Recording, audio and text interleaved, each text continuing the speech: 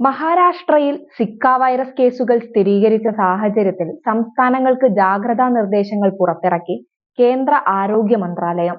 രോഗം ബാധിച്ച ഗർഭിണികളെയും അവരുടെ ഗർഭസ്ഥ ശിശുക്കളെയും പ്രത്യേകം പരിശോധിക്കുകയും നിരന്തരം നിരീക്ഷണം ഉറപ്പാക്കണമെന്നും കേന്ദ്രം നിർദ്ദേശിച്ചു. ആശുപത്രികളും ആരോഗ്യ സ്ഥാപനങ്ങളും കൊതുക് മുക്തമാക്കണം. ഇതിനായി നോഡൽ ഓഫീസറെ നിയമിക്കണം.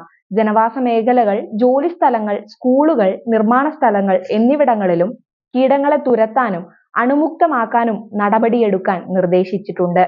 മഹാരാഷ്ട്രയിൽ 8 സിക്ക വൈറസ് കേസുകളാണ് ഇന്നലെ റിപ്പോർട്ട് ചെയ്തത്.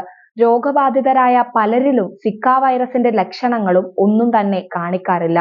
ചില അണുബാധകൾ കാണിക്കുന്നവർ സാധാരണയായി 3 മുതൽ 14 ദിവസങ്ങൾക്ക് ശേഷം ആരംഭിക്കുന്നു. ഇത് ചൊറിച്ചിൽ, പനി, പേശികളിലും സന്ധികളിലും വേദന, തലവേദന എന്നിവയും സാധാരണയായി 2 മുതൽ 7 ദിവസം വരെ നീണ്ടു നിൽക്കുകയും ഈ ലക്ഷണങ്ങൾ മറ്റ് albo viral, non arbo viral രോഗങ്ങൾക്ക് സാധാരണമായി കണ്ടുവരുന്നതിനാൽ സിക്ക വൈറസ് അണുബാധയുടെ രോഗനിർണയത്തിന് ലാബോറട്ടറി സ്ഥിരീകരണം ആവശ്യമാണ്. സിക്ക വൈറസ് ഒരു വ്യക്തിയെ ബാധിക്കുന്നതിനുള്ള ഏറ്റവും സാധാരണമായ മാർഗം രോഗബാധിതനായ ഈഡിസ് കൊതുകിന്റെ കടിയിലൂടെയാണ്. രോഗം ബാധിച്ച ഒരാളെ കടിക്കുമ്പോൾ കൊതുകിൽ സിക്ക വൈറസ് പ്രവേശിക്കുന്നു. രോഗം ബാധിച്ച കൊതുക് ആരോഗ്യവാനായ മറ്റൊരാളെ കടിക്കുമ്പോൾ വൈറസ് ആ വ്യക്തിയുടെ രക്തപ്രവാഹത്തിൽ പ്രവേശിക്കുകയും അസുഖം ഉണ്ടാക്കുകയും ചെയ്യുന്നു. ഗർഭിണിയായ സ്ത്രീയിൽ അമ്മയിൽ നിന്ന് കുഞ്ഞിലേക്ക് സിക്ക വൈറസ് പകരാൻ സാധ്യതയുണ്ട്.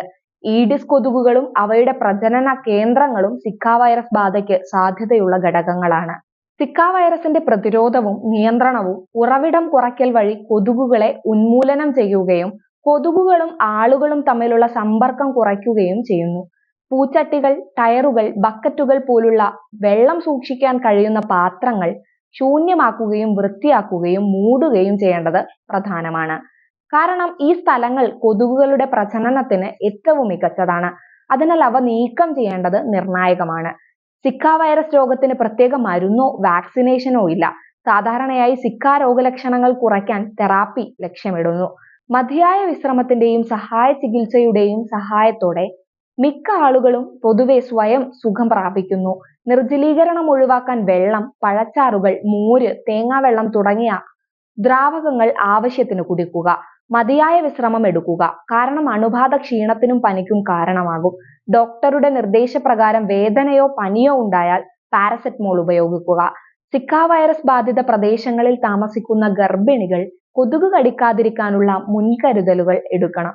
കൊതുക് അകറ്റുന്ന മരുന്നുകൾ ഉപയോഗിക്കുക, കിടക്കവലകൾ ഉപയോഗിക്കുക തുടങ്ങിയവ ചെയ്യേണ്ടതും നിർബന്ധമാണ്.